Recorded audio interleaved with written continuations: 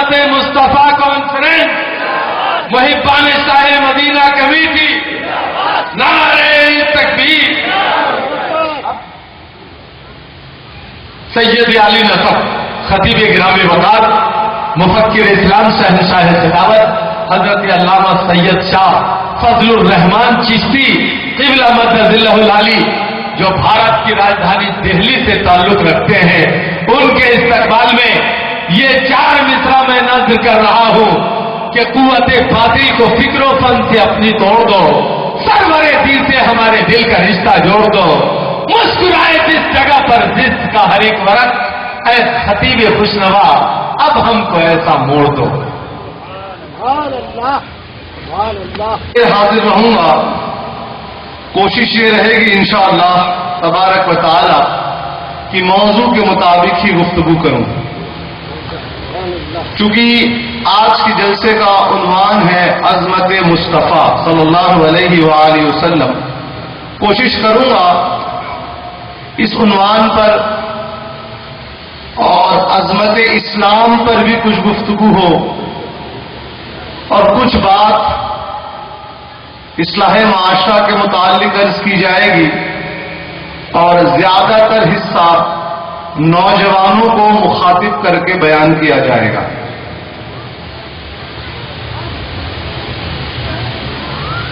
सबसे पहला सवाल, आप और हम जो यहां बैठे हैं, मकसद क्या है? मैं जब हाजिर हुआ तो मैंने सबसे पहला सवाल जो आपके कमेटी मेंबरान से किया कि इस जलसे का मकसद क्या होता है, क्यों कराते हैं ये जलसा? हर चीज का कोई मकसद होता है, हम क्यों करते हैं? तो आप यहां आए हैं तो आपका मकसद क्या है? कुछ लोग कहेंगे इल्म हासिल करना, कुछ लोग कहेंगे कि सवाब कमाना, ये दो ही मकसद है। तो जो लोग यहां इस मकसद से हाजिर हुए हैं कि हम अल्लाह और उसके रसूल का जिक्र करेंगे, तो वो लोग मुबारकबाद के मुस्तहिक हैं कि ये महफिल अल्लाह और उसके हबीब के जिक्र की महफिल है, और ऐसी महफिल में जो लोग शिरकत करते हैं उनको जन्नत की बशारत दी गई है।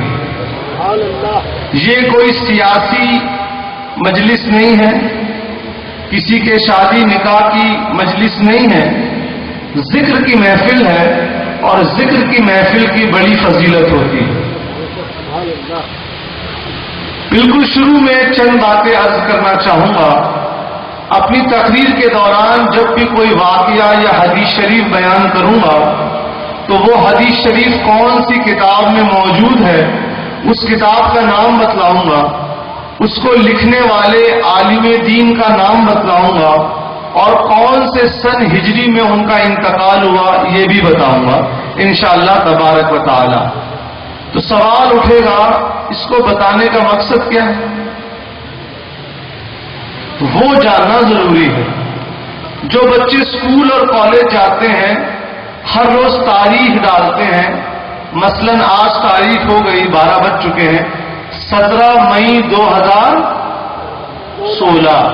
ये 2016 का क्या मतलब है?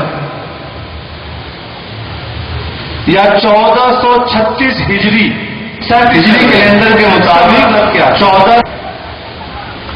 ये जब तक बात आपके जहन में नहीं होगी, तकरीर समझ में नहीं आएगी। हमारे स्कूल और कॉलेज जाने वाले बच्चे हर रोज तारीख लिखेंगे, 1437 हिजरी या 2016 ईस्वी, लेकिन कभी उनके जहन में ये बात नहीं आती कि आखिर इसका माने क्या है, मतलब क्या है। क्योंकि हमारे बच्चों ने गौर और फिक्र करना छोड़ दिया है, पढ़ना छोड़ दिया है, बाजारों में घूमना अपना लिया है। 2017, 2016 ईस्वी और 1437 हिजरी का मतलब जान लीजिए कि ईसाइयों के मुताबिक आज 2017 साल हो चुके हैं हजरत ईसा बिन मरियम अलैहिस्सलाम की पैदाइश को। इस कैलेंडर को जॉर्जियन कैलेंडर कहते हैं, कॉमन एरा कैलेंडर कहते हैं, کچھ لوگ کرسچن ایرا کیلنڈر کہتے ہیں، ہم لوگ عیسوی کیلنڈر کہتے ہیں۔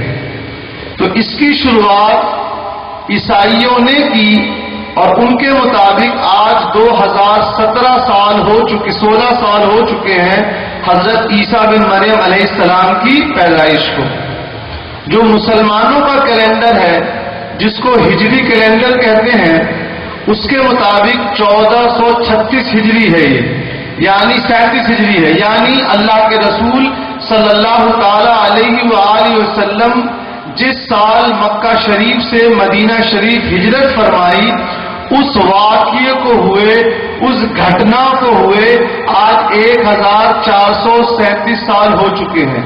تو مسلمانوں کا کیلنڈر حضور کی ہجرت سے ہے اور اس کو حضرت عمر فاروق رضی اللہ عنہ کے زمانے میں نافذ کیا گیا، امپلیمنٹ کیا گیا۔ تو اس کو بتانے کا مقصد کیا ہے؟ تقریر کے دوران اس کا حوالہ دینے کا مقصد کیا ہے؟ مقصد یہ ہے کہ جب کہا جائے اس حدیث شریف کو امام اعظم ابو حنیفہ رضی اللہ عنہ نے اپنی کتاب الفقہ الاکبر میں نقل کیا، اور امام اعظم ابو حنیفہ رضی اللہ عنہ کا انتقال 150 ہجری میں ہوا، تو آپ کے ذہن میں یہ بات آنی چاہیے کہ ابھی 1437 ہجری چل رہی ہے، امام اعظم ابو حنیفہ رضی اللہ عنہ کا انتقال 150 ہجری میں ہوا، یعنی کم و بیش آج سے 1300 سال پہلے۔ اسی طرح جب کہا جائے گا اس حدیث شریف کو امیر المومنین فی الحدیث امام ابن حجر عسقلانی رحمۃ اللہ علیہ نے اپنی کتاب فتح الباری میں نقل کیا اور ان کا انتقال 852 ہجری میں ہوا، تو آپ کے ذہن میں یہ بات آ جانی چاہیے کہ ابھی 1437 ہجری چل رہی ہے، 852 میں امام ابن حجر کا انتقال ہوا، یعنی یہ حوالہ 600 سال پرانا ہے۔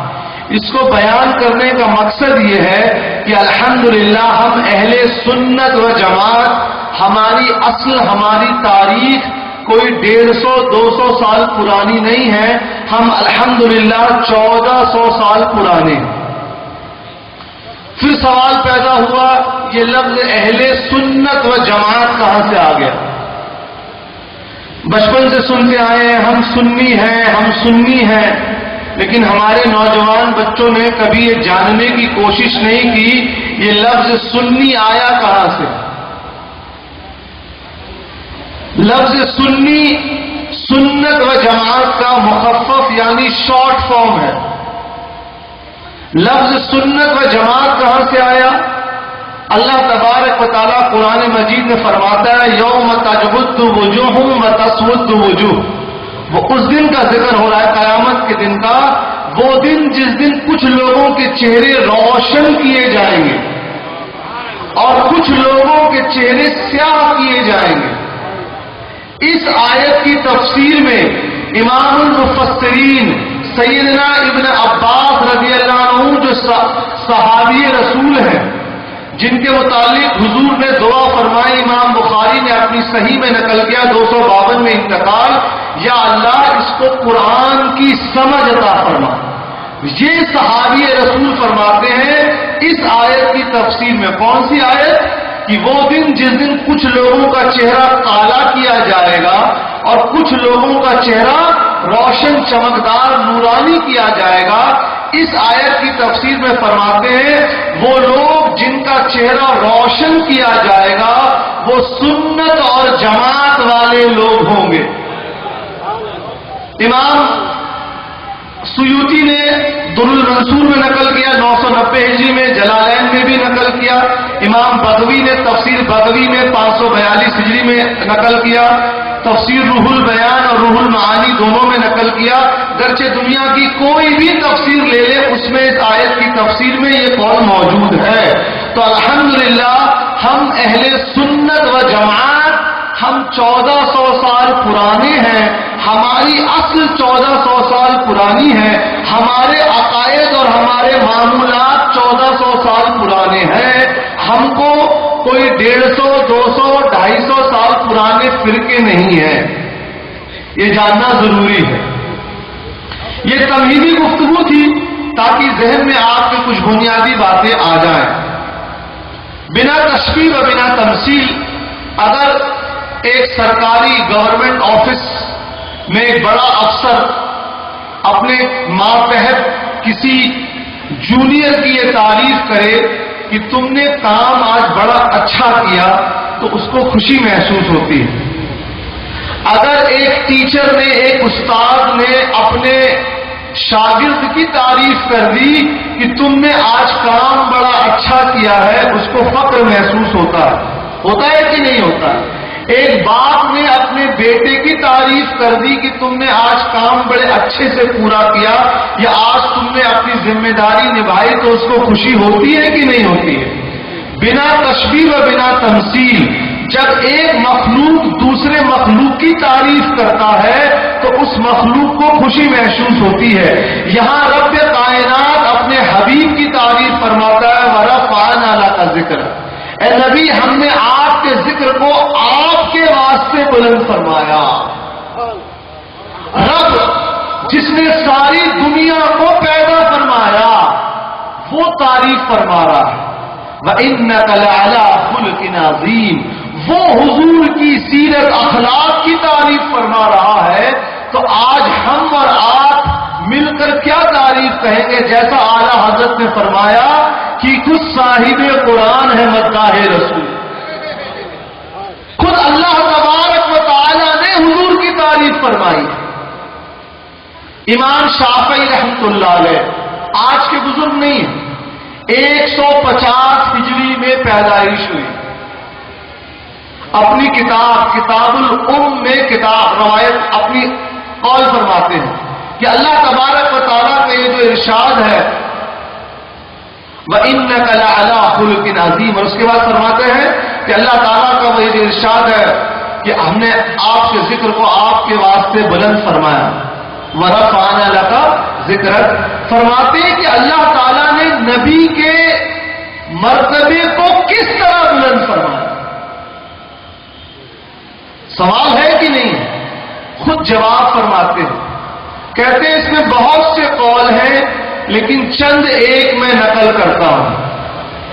کہتے ہیں ایک غیر مسلم جو اسلام میں داخل ہونا چاہتا ہے 1,00,000 مرتبے اللہ کے وحدانیت کا اللہ کے ایک ہونے کا اقرار کرے, اللہ کی الوہیت اور ربوبیت کا اقرار کرے اور اپنی زبان سے 1,00,000 مرتبہ کہے لا الہ الا اللہ لا الہ الا اللہ, لیکن وہ اسلام میں داخل نہ مانا جائے گا جب تک کہ محمد الرسول اللہ نہ کہہ دے.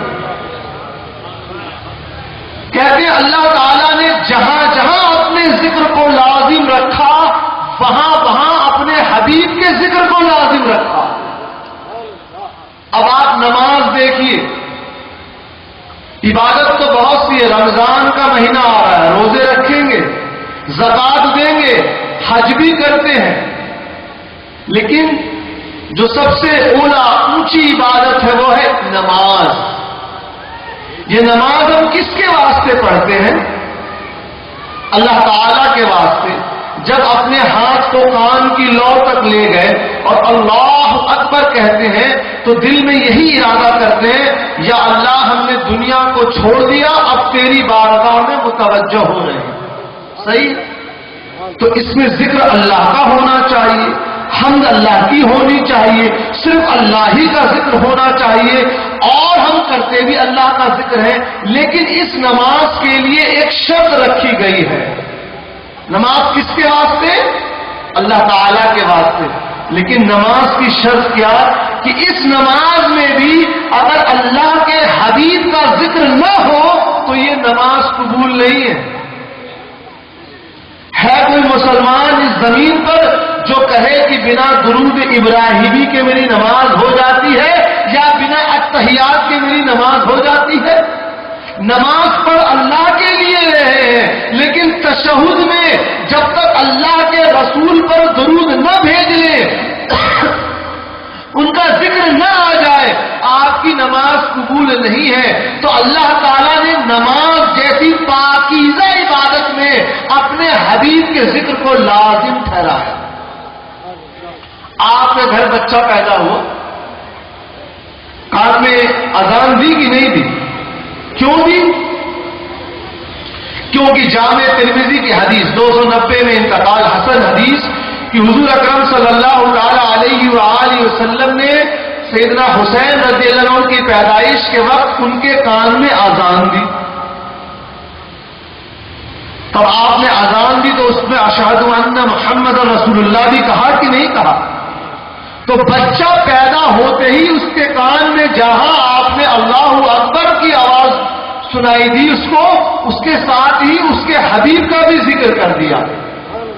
ٹھیک، بچہ بڑا ہوا 40 دن کا، آپ نے ختنہ کروایا، بڑا ہوا، اس کے بال مڑوایا، عقیقہ کروایا. کیوں؟ کیونکہ سنت ہے. ٹھیک ہے، بچہ اور بڑا ہوا، نماز پڑھنا شروع کرتا ہے تو نماز میں ہاتھ کہاں باندھتا ہے؟ گال پر، ماتھے پر، ناک پر. کیوں؟ کیونکہ حضور کی سنت ہے. صحیح ہے نا؟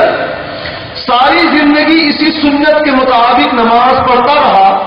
ایک دن بچہ بوڑھا ہوا، انتقال ہو گیا، اس کو میت کو غسل دیا جائے گا کہ نہیں دیا جائے گا؟ تو غسل کیسے دیں گے؟ کیا پانی کی ٹیپ کھول کر اس کے نیچے میت کو لٹا دیں گے؟ کیا باتھ ٹب میں بڑے برتن میں میت کو ڈال لیں گے؟ غسل دینے کا بھی تو ایک طریقہ ہے کہ پہلے یہ کروٹ پھر یہ دیں گے، اس کے بعد اس میت پر آپ کفن بھی ڈالیں گے. 3 کپڑا مرد ہوگا، عورت ہوگی تو 5 کپڑا. کیوں 3 ہی کپڑا؟ کیوں؟ یا میت کو غسل اسی طرح کیوں دیں گے؟ کیوں نہیں میت کو لیے اور پانی میں ڈبوئے نکالے غسل ہو گیا؟ کیونکہ سنت طریقہ یہ نہیں ہے. سنت ویسا طریقہ ہے. غسل ہوا، کفن دیا، اب قبر میں لٹائیں گے. چہرہ کس طرف ہوگا؟ قبلہ، کیونکہ سنت. اب یہیں پر سب سے امپورٹنٹ سوال، قبر میں پہلا سوال کیا ہوگا؟ من ربک، تمہارا رب کون ہے؟ تو کیا جواب دیا آپ نے؟ اللہ جل جلالہ و من والہ. ٹھیک ہے، جواب دے دیا. جنت مل جائے گی. کیوں بھائی؟ ہم تو اللہ کو مانتے ہیں. آج کل کچھ لوگ آئے ہیں، we are the people of Quran and sunnah, we don't do تکلیف. And these people are impressed by some doctor صاحب just because he can speak in English. Without boasting anything, I am an engineer by profession, did my BTech, MTech, PhD. Just because anyone can speak in English doesn't mean he's speaking truth. میں پیشے سے ایک engineer, be take, M ٹیک، پوری تعلیم انگریزی medium school میں ہوئی ہے، لیکن اس بات کا کوئی فخر نہیں ہے. اللہ کا کرم کہ اللہ نے سنی بنایا ہے. تو وہ نوجوان بچے جو انگریزی سننے والے کسی ڈاکٹر سے متاثر ہو جاتے ہیں، میں ان کو بولتا ہوں کہ بھائی انگریزی بولنے میں کوئی قابلیت نہیں ہے. اگر آپ جھوٹ انگریزی میں بولیں گے تو کیا وہ سچ ہو جائے گا؟ جھوٹ تو جھوٹ رہے گا. اور آپ سچ ہندی میں بولیں گے تو سچ رہے گا. تو سچائی کسی زبان کی محتاج نہیں ہے. کسی بھی غیر سنی سے متاثر نہ ہو کہ وہ انگریزی بولتا ہے. میری ساری کتابیں انگریزی میں، میرے سارے لیکچر انٹرنیٹ پہ انگلش میں آپ ڈاؤن لوڈ کر سکتے ہیں. انگریزی بولنا اپنے آپ میں کوئی قابلیت نہیں ہے. صلاحیت یہ ہے کہ اپنی بات قرآن اور سنت کی روشنی میں بتائی جائے. تو سوال ہوا، پہلا سوال، تمہارا رب کون ہے؟ کیا کہا؟ اللہ تبارک و تعالی. جنت ملے گی کہ نہیں ملے گی؟ نہیں ملے گی. اگر صرف اللہ کو ماننے سے جنت مل جاتی تو دوسرا سوال پوچھا ہی نہیں جاتا. بات سمجھ میں آ رہی ہے نا؟ تو کہا ٹھیک ہے بھائی، پہلے ٹیسٹ میں پاس ہوئے، اب دوسرا ٹیسٹ. دوسرا سوال کیا ہوگا؟ تمہارا دین کیا ہے؟ تو آپ نے کہا اسلام. اب تو جنت ملنی چاہیے. ہم اللہ کو بھی مان رہے ہیں، اسلام کو بھی مان رہے ہیں، کیا جنت مل جائے گی؟ اگر صرف اللہ کو ماننے سے اور اسلام کو ماننے سے جنت مل جاتی تو تیسرا سوال پوچھا ہی نہیں جاتا. تو آپ جنت میں جاؤ بھائی، اللہ کو بھی مانتا ہے اسلام کو بھی مانتا ہے. لیکن نہیں، صرف اللہ کو اور اسلام کو ماننے سے جنت نہیں ملے گی. اب تیسرا سوال پوچھا جائے گا. تیسرا سوال کیا ہوگا بتائیے؟ حضور کا چہرہ مبارک کا دیدار کرایا جائے گا اور پوچھا جائے گا تم اس شخص کے بارے میں کیا کہتے ہو؟ نہیں تھے، ماضی کا صیغہ ہے. تم اس شخص کے بارے میں کیا کہتے تھے دنیا میں؟ تو آپ اور ہم کیا کہیں گے؟ نبی ہیں کہ یہ اللہ کے. لفظ نبی کا معنی کیا ہوتا ہے عربی زبان میں؟ غیب کی بات بتانے والا. یہ شافتک ارتھ ہوتا ہے. literal meaning of the word Nabi in Arabic is the one who tells you the knowledge of the unseen. غیب کی بات بتانے والے کا کو عربی میں نبی کہتے ہیں. اب جو لوگ یہاں حضور کے علم غیب کا انکار کرتے ہیں اس دن ان کے زبان سے نبی نکلے گا ہی نہیں. ٹھیک، ہم نے اور آپ نے نبی اور رسول کہہ دیا. اب چوتھا سوال ہوگا؟ نہیں ہوگا. تو ڈیسائیڈنگ فیکٹر، وہ سوال جس سے جنت اور جہنم مل رہی ہے، کون سا سوال ہے؟ تیسرا سوال، کیونکہ اس کے بعد کوئی سوال نہیں ہے. اور تیسرا سوال کیا ہے؟ حضور کے متعلق کیا عقیدہ رکھتے تھے؟ یعنی دنیا میں حضور کے متعلق ہم لوگ کیا عقیدہ رکھتے ہیں، یہی جنت اور جہنم کو ڈیسائیڈ کرے گا. اس کو بالکل سوال سمجھ لیں. جو لوگ کہتے ہیں کہ آؤ 40 دن کے چلنے میں چلو جنت کا ٹکٹ دلائیں گے، وہ بھی غور سے سن لیں. ٹکٹ سے نہیں، حضور کے عقیدے سے جنت مل رہی ہے. اس بات کی تو واضح ہو جانا چاہیے، ورنہ چوتھا سوال ہوتا، پانچواں سوال ہوتا. نہ ہونا اس بات کی دلیل ہے کہ تیسرا سوال حضور کے متعلق عقیدہ آپ کو جنت دلا رہا ہے یا جہنم میں داخل کروا رہا ہے. خیر، ہم پھر آئے، موت نے صحیح جواب بھی دے دیا، میت نے. اس کے بعد قیامت کا دن جنت میں چلے گئے الحمدللہ سارے سنی مسلمان. جامع ترمذی کی حسن حدیث 280 حضور نے فرمایا جنت میں مجھ سے سب سے زیادہ قریب وہ شخص ہوگا جو مجھ پہ سب سے زیادہ مرتبہ درود بھیجتا ہے. غور کیجئے، بچے کے پیدا ہونے سے لے کر اس کا نماز پڑھنا، اس کی موت کو غسل دینا، اس کو قبر میں لٹانا، اس کو کفن پہنانا، اس کو قبر میں سوال کرنا اور جنت میں داخل ہونا، ہر جگہ ایک مسلمان اپنے نبی سے جڑا ہوا، ہر جگہ جڑا ہے. اور جو اس رشتے کو کمزور کرے وہ مسلمان نہیں ہو سکتا، کیونکہ یہ رشتہ خود اللہ تعالی نے قائم کرنا ہے. اب آئیے یہاں پر آنے سے پہلے کا ذکر ہو جائے. یہ تو اس دنیا میں جب بچہ پیدا ہوا تب کی بات ہے نا. یہاں آنے سے پہلے کی کیا بات ہے وہ بھی جانا جائے. حضور اکرم صلی اللہ تعالی علیہ وآلہ وسلم دنیا میں تشریف لائے. قرآن میں لفظ مبعوث اور اس کا صیغہ استعمال ہوا ہے، ولد لفظ استعمال نہیں ہوا پورے قرآن مجید میں. حضور کے لیے پیدا ہونا لفظ نہیں ہے قرآن مجید میں، تشریف لائے. کیوں؟ مبعوث کا معنی عربی زبان میں ہوتا ہے ایک جگہ سے دوسری جگہ جانا.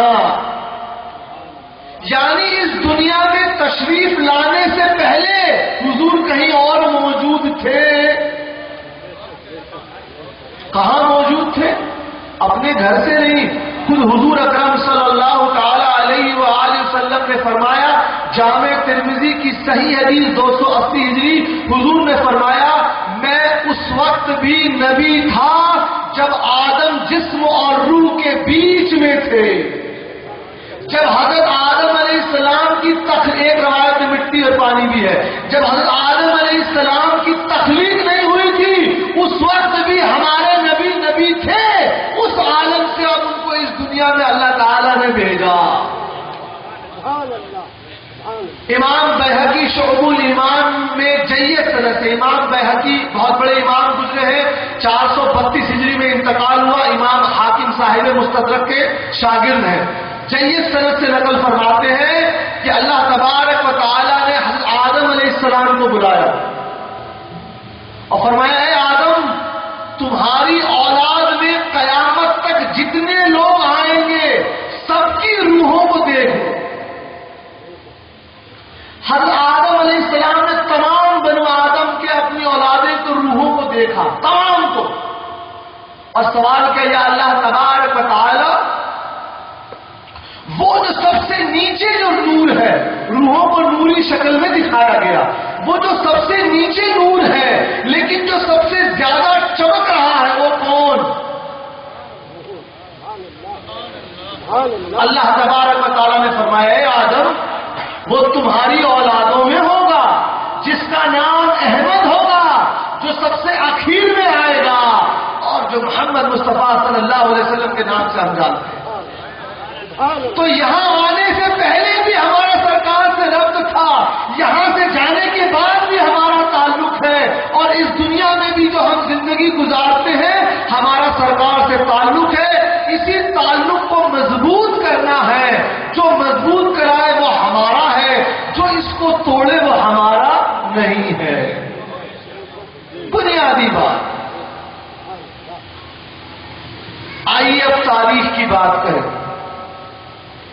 کہ اگر ہم مذہبی کتابوں کی بات کریں گے، اصول شاشی کی، بحر الرائق کی، تو بچے کہیں گے حضرت ہم لوگ تو کالج جانے والے ہیں، ہم تو کبھی درس نظامی کی کتابوں کو دیکھا نہیں۔ ہم نے کہا ٹھیک، کوئی بات نہیں، ہم آپ سے تاریخ کا سوال کرتے ہیں، حالات حاضرہ کا سوال کرتے ہیں، لیکن سب سے پہلے میں وہ حدیث شریف بیان کروں کہ یہاں جو ہم حاضر ہوئے ہیں یہ ذکر کی محفل کی برکت اور فضیلت کیا ہے۔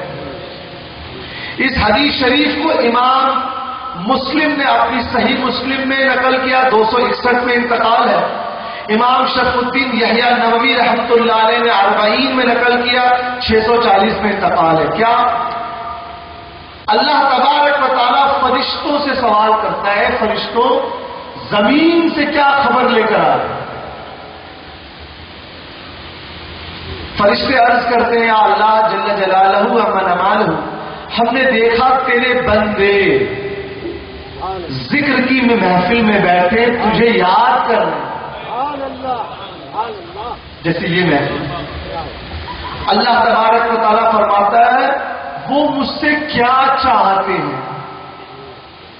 فرشتے عرض کرتے ہیں یا اللہ تبارک و تعالیٰ وہ تجھ سے جہنم کی پناہ چاہتے ہیں۔ اللہ فرماتا ہے جاؤ تم گواہ رہو، میں نے ان سب پر جہنم حرام کر دی۔ اللہ تعالیٰ فرماتا ہے اور کیا خبر لائے ہو، وہ مجھ سے اور کیا چاہتے ہیں؟ فرشتے عرض کرتے ہیں اللہ تبارک و تعالیٰ وہ تجھ سے جنت چاہتے ہیں۔ اللہ تعالیٰ فرماتا ہے کیا ان لوگوں نے جنت کو دیکھا ہے؟ فرشتے عرض کرتے ہیں اللہ تبارک و تعالیٰ نہیں، انہوں نے جنت کو نہیں دیکھا۔ اللہ تعالیٰ فرماتا ہے فرشتوں تم گواہ رہو، میں نے ان سب پر جنت حلال کر دی۔ اب فرشتے عرض کرتے ہیں یا اللہ تبارک و تعالیٰ اس ذکر کی محفل کے بغل سے ایک شخص کا گزر ہو رہا تھا، اس کے متعلق کیا حکم ہے؟ سوال کرنے کا مقصد یہ کہ جو لوگ ذکر سن رہے ہیں یا جو لوگ ذکر کر رہے ہیں ان کو تو جنت مل گئی، ایک شخص ذکر کی محفل کے بغل سے گزر رہا تھا، اس کا مقصد ذکر کرنا نہیں تھا، ذکر سننا نہیں تھا، وہ یوں ہی بھیڑ دیکھ کر بیٹھ گیا۔ تو فرشتے عرض کرتے ہیں اللہ اس کے لیے کیا حکم ہے؟ اللہ تعالیٰ فرماتا ہے تم گواہ رہو اس محفل کی برکت سے میں نے اس کے گناہ بھی معاف کر دیے۔ اب یہاں ایک سوال ہے اور بہت خطرناک سوال،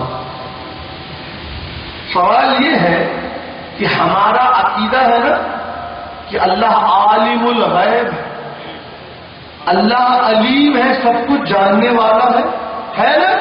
ہر مسلمان کا عقیدہ ہوتا ہے جب ہم کہتے ہیں آمنت باللہ کما هو باسمائہ وصفاتہ وقبلت جمیع احکامہ، ہم اللہ کی جب صفات پر ایمان لائے تو اللہ سنتا بھی ہے، جانتا بھی ہے، سب کچھ جانتا ہے۔ جب اللہ تعالیٰ سب کچھ جانتا ہے تو سوال کیوں کر رہا ہے کہ فرشتوں کیا سوال خبر لائے؟ سوال اچھا ہے۔ کل کو کسی غیر مسلم نے ہمارے نوجوان بچوں سے سوال کر دیا تو ہمارے بچوں کو جواب معلوم نہیں ہو۔ کیوں؟ دین کی تعلیم کو سیکنڈری سمجھتے ہیں۔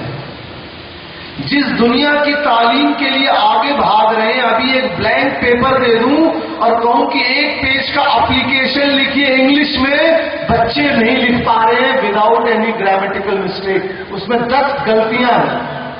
اردو میں نہیں لکھ پا رہے ہیں، ہندی میں نہیں لکھ پا رہے صاحب، ماترا نہیں معلوم کہ چھوٹی ہی کہاں ہے بڑی ہی کہاں ہے۔ یہ وہ دنیا کی تعلیم ہے جس کے لیے دین کی تعلیم کو ہم نے نظر انداز کیا۔ تو آئیے کچھ آپریشن ہو جائے۔ جو والدین اپنے بچوں کو یہاں لے کر آئے ہیں ان کو مبارکباد دینا چاہوں گا کہ اس طرح کی محفلوں میں بچوں کو لے کے جایا کیجیے، ورنہ آپ کا بچہ سو ہی جاتا نا، یا ٹی وی دیکھتا جو نہیں دیکھنا چاہیے۔ اس طرح کی محفلوں میں آئے گا تو بچہ کچھ سنے گا، سمجھے گا، گرچہ سمجھ میں نہ آئے کچھ چیز تو سمجھ میں آئے گی 1%۔ اب جو لوگ نہیں لے کر آئے ہیں وہ اپنے گھر جائیں اور اپنے بچوں کو نیند سے اٹھائیں۔ بہت مشکل سوال نہیں، ایک دم بنیادی سوال پوچھیے، اس سے بنیادی سوال کچھ ہوگا ہی نہیں۔ کیا بیٹا یا بیٹی جن کے نام کا کلمہ پڑھ کر تم مسلمان ہوئے ہو ان کے والدین کا کیا نام تھا؟ بڑا سوال نہیں ہے نا، کوئی انٹیگریشن، ڈفرینشیشن یا پیسکلس لا یا نیوٹنس لا نہیں بول رہا ہوں، ایک دم بنیادی سوال کہ جن کے نام کا کلمہ پڑھتے ہو لا الہ الا اللہ محمد رسول اللہ صلی اللہ علیہ وسلم، تو بیٹا ان کے والدین کا کیا نام ہے؟ اگر بچہ نہ بتا پائے تو بیٹھ جائیے، ایک گلاس پانی پی لیجئے، سوچئے کہ آپ اپنے بچے کو کیا تعلیم دے رہے ہیں۔ ہائے دنیا، ہائے دنیا۔ اب دوسرا سوال کیجیے، تھوڑا مشکل لیکن وہ بھی آسانی ہے۔ بیٹا دن میں 5 بار نماز تو پڑھتے ہو، فرض ہے بھائی، کوئی معافی نہیں۔ دقت کیا ہے کہ آج پھٹا ہوا کپڑا پہن کر سماج میں جاؤ تو عیب مانا جاتا ہے، لیکن کچھ لوگ نماز چھوڑنے کو عیب نہیں مانتے۔ سوچیے،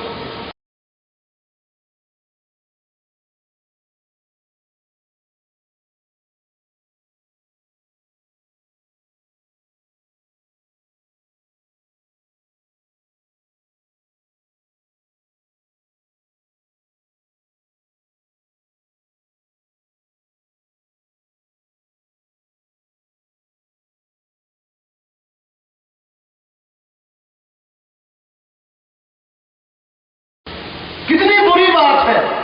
فرض ہے جو معاف نہیں ہے اس کو چھوڑنا ہم لوگ عیب نہیں مان رہے ہیں۔ داڑھی رکھنا لوگ معاذ اللہ عیب سمجھ رہے ہیں، معاذ اللہ۔ خیر، دوسرا سوال کر رہی ہے، بیٹا وضو میں فرض کتنے ہیں؟ بھائی وضو نہیں ہوگا تو نماز نہیں ہوگی۔ ایک بچہ رات کو جب سو کر اٹھا ناپاکی کی حالت میں، وضو چھوڑیے، غسل میں فرض پوچھیے، غسل۔ ایک بچہ رات کو جب سو کر اٹھا ناپاک ہو گیا، اب اس کو اگلے دن صبح نہانا ہے، غسل کرنا ہے۔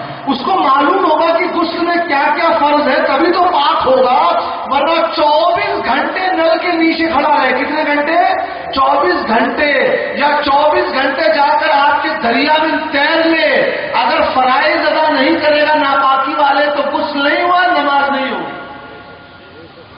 اگر آپ کا بچہ یہ بھی جواب نہ دے پائے تو آپ تیسرا سوال کیجئے، جو بڑا آسان ہے. بیٹا اس ملک ہندوستان میں رہتے ہو, 15 اگست اور 26 جنوری میں کیا فرق ہے؟ مشکل سوال نہیں ہے نا. 15 اگست کو چھٹی ملتی ہے, سوتنترتا دیوس یوم آزادی انڈیپینڈنس ڈے. 26 جنوری یوم جمہوریت گणتنتر دیوس ریپبلک ڈے. تو بیٹا دونوں میں فرق کیا ہے؟ اگر آپ کا بیٹا یہ بھی سوال کا جواب نہ دے پائے تو چوتھا سوال کیجئے. بیٹا ہندوستان کی آزادی میں ہزاروں ہزار مسلم شہید ہوئے. اکیلے دلی میں جامعہ مسجد سے لے کر چاندنی چوک تک 1100 علماء اکرام کو انگریزوں نے پھانسی پہ لٹکایا. اس کی کیا ضرورت ہے صحابہ دینے کی؟ اچھا, نعرہ تکبیر, اللہ نعرہ رسالت, مسلک اعلی حضرت فیضان غوث اعظم فیضان خواجہ غریب نواز. جاری رہے گا. سبحان اللہ, ماشاء اللہ, خوشخبری آ گئی. سبحان اللہ بولی. جانے کی ٹکٹ کنفرم ہو گئی. اپنا کنفرم نہیں تھی تو دل اٹکا ہوا. خیر, جزا اللہ عنا سیدنا محمد صلی اللہ علیہ وسلم. ٹھیک, ہم بات کرتے ہیں. میرے پاس مجھے وقت دیا گیا ہے کہ آپ کے پاس بھی وقت کافی, 1 گھنٹہ وقت ہے, 2:15 بجے تک ختم کرنا ہے. سنیے آرام سے. تو بیٹا ہزاروں ہزار مسلمان شہید ہوئے. ذرا 3 مسلمانوں کا نام بتاؤ. کتنے؟ صرف 3 جو ہندوستان کی آزادی کے لیے شہید ہوئے. بھائی یہ مذہب کا سوال نہیں ہے, ہسٹری, اتہاس, تاریخ. آپ کا بچہ جب یہ بھی جواب نہ دے پائے تو اگلا سوال کیجئے. بیٹا یہ جو حضرت نے اینک لگایا ہے, چشمہ, کیا تم کو معلوم ہے چشمے کی ایجاد ایک مسلم سائنسدان نے کی تھی, حضرت ابن حیثم نے؟ کیا تم کو معلوم ہے انسان کے جسم میں جو خون بہتا ہے جس کو بلڈ سرکولیشن کہتے ہیں, اس کو سب سے پہلے ایک مسلم سائنسدان ابن نفیس نے پتہ لگایا تھا. تو بیٹا ہزاروں مسلم سائنٹسٹ ہوئے ہیں, صرف 3 کا نام بتاؤ. جب آپ کا بیٹا نہ مذہبی سوال کا جواب دے پائے, نہ تاریخی سوال کا دے پائے, نہ سائنس کے متعلق سوال دے پائے, اب اس کے بعد ایک آخری سوال کیجئے جس کا جواب فوراً دے گا. فوراً دے گا. وہ کیا سوال؟ بیٹا چرمری کے پکچر ہال میں کون سی پکچر لگی ہے پچھلے جمعہ کو؟ پوچھ کے دیکھ لیجئے, کر کے دیکھ لیجئے اپنے گھروں میں. فوراً فلاں پکچر لگی ہے, فلاں ہیرو, فلاں ہیروئن. تو ہم نے اپنے بچوں کو جو خواب دکھایا ہے نا کہ دنیا کی تعلیم حاصل کرو گے تو کامیاب ہو جاؤ گے, دنیا کی ہاتھ کروائیے, کیونکہ اسلام فرق نہیں کرتا ہے. میں الحمدللہ ایک انجینئر بھی ہوں اور اسلام کا جو مجھ سے کام ہو سکے وہ بھی کر رہا ہوں. 7 سال ملٹی نیشنل میں ہندوستان کے باہر تھا, لیکن اس کا مطلب یہ نہیں ہے کہ میں اپنے مذہب سے دور ہو گیا. آج ہمارے بچوں کی تعلیمی معیار یہ ہے کہ کہیں کمپٹیشن کلیئر نہیں کر سکتے ہیں, نہ تاریخ کا سوال, نہ سائنس کا سوال. ایک ہی کام میں اچھے ہیں, گٹکا کھا کر گاڑی پر بیٹھ کر ہوا میں نکلیں گے, لڑکیوں کو دیکھ کر ہارن بجاتے ہیں. پھر کہیں گے حضرت ہم لوگ ذلیل اور رسوا کیوں ہو رہے ہیں؟ خود اپنے گھر میں دیکھیے. تو آئیے تھوڑی دیر بعد دوسرا آپریشن ہوگا, یا آپریشن کا پہلا اسٹیج تھا. آئیے 1400 سال پہلے چلے, دنیا کے اوپر غور کریں. کتنے سال پہلے؟ یونان میں جب حضور اکرم صلی اللہ تعالی علیہ وآلہ وسلم دنیا میں تشریف نہ لائے, اس سمے یونان میں کیا معاملہ تھا سمجھ لیجئے. یونان میں اگر کسی شخص کی موت ہو جائے تو اس کے بیٹے کو یہ اختیار تھا کہ خود اپنی ماں سے شادی کر لے. ان کے قانون تھا. عورتوں کو حق نہیں تھا کہ وہ بول سکے. چارلس کو پڑھا, it is written in the very first chapter of Bible, a woman is the source of all evil. Why? In the explanation of Bible, why have they written this? Because as per them, Sayyidah Hawwa radiallahu anha, she persuaded, she convinced Hazrat Adam alayhi salam to commit a mistake, maazallah. عیسائیوں کے مطابق سیدہ حوا رضی اللہ عنہ انہوں نے حضرت آدم علیہ السلام کو خطا لغزش کرنے کے لیے بہکایا. تو عیسائیوں کے مطابق سیدہ حوا چونکہ ایک عورت خاتون تھی، انہوں نے اس غلطی معاذاللہ کہنے کی، ان کے ہمارے میں ہم کو خطا لغزش کہتے ہیں ان کے نزدیک، تو انہوں نے کہا عورت تمام برائیوں کی جڑ ہوتی ہے. اسی لیے اگر آپ اخبار پڑھتے ہیں تو غور کیا ہوگا عیسائی مذہب میں جو سب سے بڑا پیشوا ہوتا ہے، کیا کہتے ہیں اس کو؟ پوپ. وہ شادی نہیں کر سکتا. یہ عیسائی مذہب کا قانون ہے. A pope has to be a bachelor. کیوں؟ ان کے یہاں ہے کہ پوپ جو ویٹیکن میں رہتا ہے اگر وہ کسی عورت سے شادی کرے گا تو وہ عورت چونکہ تمام برائیوں کی جڑ ہوتی ہے، وہ برائی مرد میں بھی آ جائے گی. اسی لیے عیسائی حضرات نے قانون بنایا کہ ہمارا جو مذہبی پیشوا ہوگا اس کو زندگی بھر کنوارا رہنا. یہی قانون باقی مذاہب میں، وقت کی قلت کی وجہ سے میں تفصیل نہیں اشارتاً کروں گا. ہندو دھرم میں بھی جو سب سے بڑا دھرم گرو ہوتا ہے شنکراچاریہ، اس کو کمانا رہنا شرط ہے. ٹھیک، آپ کوئی بھی شنکراچاریہ کی جیونی پڑھ لیجیے. سکھ مذہب میں بھی جو سب سے بڑا دھرم گرو ہے اس کو کمانا رہنا شرط ہے.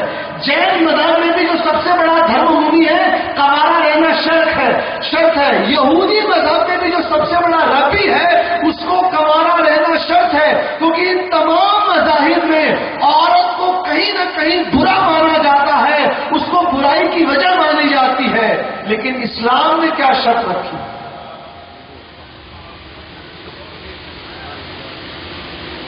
جامع ترمذی کی حدیث اور دیگر کتابوں میں بھی ہے. میں نے ایک بار حوالہ ایک ہی بار دوں گا، 280. حضور نے فرمایا نکاح آدھا ایمان ہے. اسلام میں عورتوں کو برا نہیں سمجھا گیا. سنن ابو داؤد 270 ہجری حدیث کے مفہوم میں کیا؟ جنت ماں کے قدموں کے تلے ہے. اب آئیے ہندو مذہب، جین مذہب، سکھ مذہب، عیسائی مذہب، پادری اور یہودی مذہب، ان تمام مذاہب میں عورت کو اپنے باپ کی پراپرٹی میں 1% بھی نہیں، 1% نہیں ہے، کوئی جائیداد کا حصہ نہیں. سرکار نے فرمایا باپ کی پراپرٹی میں بیٹی کو حصہ. کس نے حق دیا عورتوں کو؟ کس نے مرتبہ دیا عورتوں کو؟ اسلام نے. باقی مذاہب میں اگر عورت ودھوا ہو جائے، بیوہ ہو جائے، میں نام نہیں دوں گا کیونکہ موضوع وہ نہیں ہے، اس کو دوسری شادی کرنے کا حق نہیں ہے. اسلام نے کہا وہ چاہے تو دوسری شادی کر سکتی. کہا کس نے عظمت دی عورتوں کو؟ اسلام نے، سرکار نے. اگر مصطفیٰ نہ ہوتے تو آج یہ مقام اور مرتبہ نہ ملتا. اور ہم نے کیا کیا؟ ہم نے اپنی بیٹیوں کو اور اپنی بہنوں کو اپنی پراپرٹی میں جائیداد دینا، حصہ دینا بند کر دیا. یاد رکھیے قیامت کے دن پوچھ ہوگی کہ اللہ نے اور اس کے رسول نے جو قانون بنائے تم نے اس قانون کی خلاف ورزی کیوں کی؟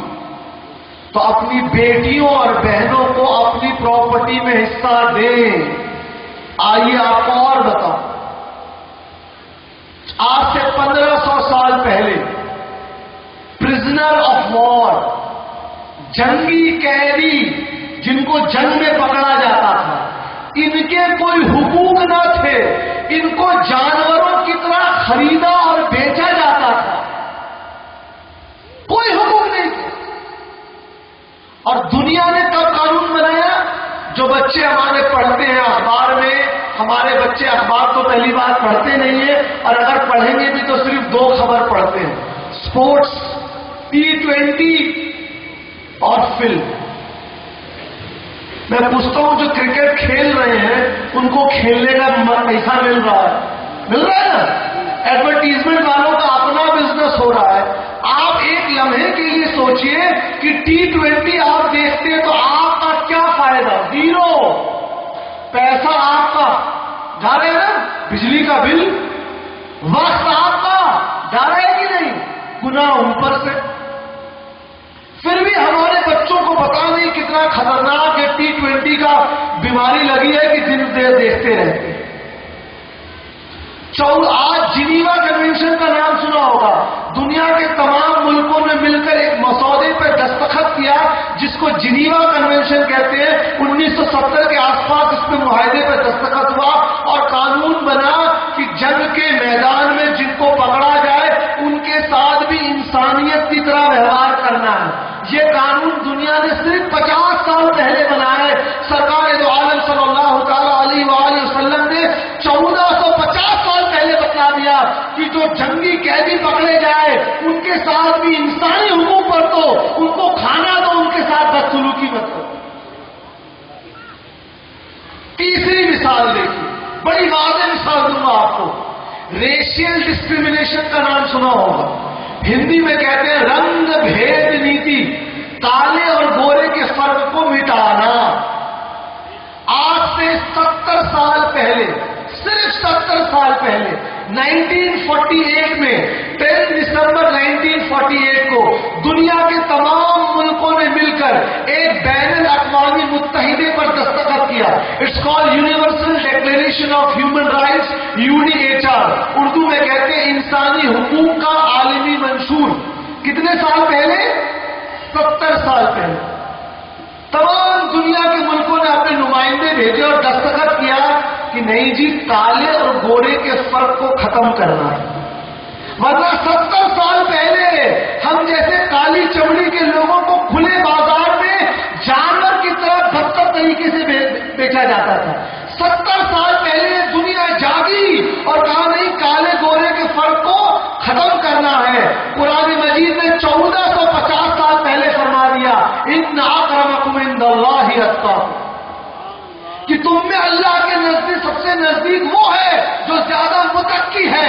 حضور نے 1450 سال پہلے امام ابن حبان اپنی صحیح میں صحیح سند سے 550 میں نقل فرماتے ہیں، حضور نے فرمایا کہ تم میں کوئی گورا کسی کالے سے اچھا نہیں ہے، کوئی کالا کسی گورے سے اچھا نہیں ہے، کوئی عجمی کسی عربی سے اچھا نہیں ہے، کوئی عربی کسی عجمی سے اچھا نہیں ہے.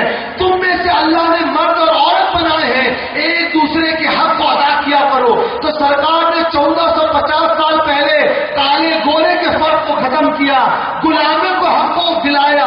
فرمایا اپنے غلاموں کو آزاد کرو، جو غلام آزاد کرے گا اس کو جنت میں اللہ محل عطا فرمائے گا. دنیا ان حقوق کو 70 سال پہلے دے رہی ہے.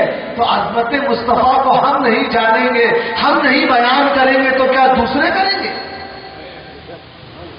لیکن دکھ کی بات، ہمارے بچوں کو فرصت نہیں کہ ہم اب سرکار کی سیرت کے بارے میں پڑھیں. ہائے دنیا، اور دنیا میں بھی بہت اچھا نہیں کر رہے. سچر کمیٹی رپورٹ پڑھی ہے؟ گورنمنٹ آف انڈیا کی سچر کمیٹی رپورٹ پڑھ لیجئے. ہندی میں بھی ہے، انگلش میں بھی ہے، اردو میں بھی ہے. انڈین مسلمس آر واسڈ in schedule caste and schedule tribes. Hindustan کے مسلمان جو یہاں کے پچھڑے لوگ ہیں ان سے بھی پچھڑے ہیں، علم میں، تعلیم میں، معاشی اعتبار سے، سماجی اعتبار سے. وہ مذہب جس کی سب سے پہلی آیت نازل ہوئی اقرا بسم ربک الذی خلق، پڑھو اپنے رب کے نام سے، اس مذہب کو ماننے والے آج ہندوستان میں سب سے جاہل لوگ. کیوں؟ یہ تو پریشانی ہو گئی نا. اب پوچھا جائے ان سب پریشانی کی وجہ کیا ہے؟ دنیا. کیا ہے؟ دنیا کی محبت. اور دنیا کے بارے میں کیا فرمایا حضور نے؟ الدنیا ملعونۃ، رواہ امام ترمذی. حضور نے فرمایا یہ دنیا ملعون ہے. ملعون سمجھتے ہیں؟ جس چیز سے اللہ کی رحمت ہٹا لی جائے اس کو ملعون کہتے ہیں عربی میں. اسی دنیا کو حاصل کرنے کے لیے صبح 8 بجے ہمارے بچے اٹھتے ہیں, گرم پانی سے نہا کر دن بھر کام کریں گے, رات کو آئیں گے گٹکا کھا کر کلی کر کے ٹی وی دیکھ کر سو جائیں گے, نماز غائب. پھر آئیں گے حضرت ہمارے گھر میں ترقی نہیں ہوتی, تعویذ دیجیے. آتے ہیں بیٹا پچھلے بار قرآن شریف کب پڑھی تھی؟ اللہ تعالیٰ نے اپنے کلام پاک کو نازل فرمایا کہ لوگ اس کو سمجھیں, اس کی تلاوت کریں, اس پہ عمل کریں, اس کو غلاف میں لپیٹ کر تاخیر پہ رکھ دیں. اب وہ کس دن اترے گی؟ جس دن گھر میں قرآن خوانی ہوگی, مدرسے سے بچے آئیں گے گاڑی میں بیٹھ کے, آنے جانے کا کرایہ بھی آپ ہی دیں گے, بچے پڑھیں گے واپس گلاف میں لپیٹ کر اوپر. مجھے ایسے بچوں سے ملاقات ہوئی میری جن کو یہ یاد نہیں ہے کہ ہم نے پچھلے مرتبہ فجر کی نماز کب پڑھی تھی. بڑی دکھ کی بات ہے. کیا آپ کو شک ہے؟ ایک مثال لے لوں میں. یہ جو لوگ بھی جلسہ کروا رہے ہیں, کل یہ میٹنگ یہ سارے کمیٹی والے کل بیٹھیں گے, یا آپ بھی جب جلسہ کرائیں گے حساب کرتے ہیں کہ نہیں کرتے؟ کتنا مائک میں خرچ ہوا, کتنا لائٹ میں خرچ ہوا, کتنا کارپیٹ میں, کتنا کرسی میں, حساب کرتے ہیں؟ یا آپ نے اپنے بیٹے کو اسکول بھیجا, سال میں ایک بار اس کا رپورٹ کارڈ آتا ہے نا, پاس ہوا کہ نہیں؟ یا آپ نے 70 روپے کا موبائل میں ٹاپ اپ کروایا, حساب رکھتے ہیں کہ نہیں؟ کتنا ٹاک ٹائم مل رہا ہے؟ بچے کو سبزی لینے بازار میں بھیجا, بچہ واپس آئے گا, پوچھتے ہیں کہ نہیں ٹماٹر کتنے کا, بھنڈی کتنے کی, پوچھتے ہیں؟ تو آپ 70 روپے کا حساب رکھ رہے ہیں. آپ اپنے ایک ایک جلسے کا حساب رکھ رہے ہیں کہ نہیں؟ اللہ تعالیٰ 70 سال کا حساب نہیں لے گا کہ دنیا میں کیا کیا. یہ آنکھیں دی گئی, یہ بدن دیا گیا, زبان, ذہن, خوبصورتی, بدن, عقل دی گئی, کیا حساب لے گا کہ نہیں؟ کیا وہ لوگ جو نماز قائم کرتے ہیں برابر ہو جائیں گے ان لوگوں کے جو مرضی سے زندگی گزارے, جب من کرا تب نماز پڑھ لی, گھوم رہے ہیں, لوگوں کی زمین قبضہ کر رہے ہیں, ماں باپ کو گالی گلوچ, شراب, جوا, کیا وہ برابر ہو جائیں گے؟ آپ سوچیے, آپ ایک آدمی ہے اور آپ کے 2 بیٹے ہیں, ایک اچھا نیک ہے اور ایک آپ کو گالی دیتا ہے, کیا آپ دونوں کے ساتھ برابر کرتے ہیں؟ خود فیصلہ کیجیے بنا تشبیہ و بنا تمثیل. تو اللہ تعالیٰ ایک ایک پل کا حساب لے گا. اور قرآن مجید میں کیا فرماتا اللہ تبارک و تعالیٰ, وَمَا الْحَيَاةُ الدُّنْيَا إِلَّا لَعِبٌ وَلَهْوٌ.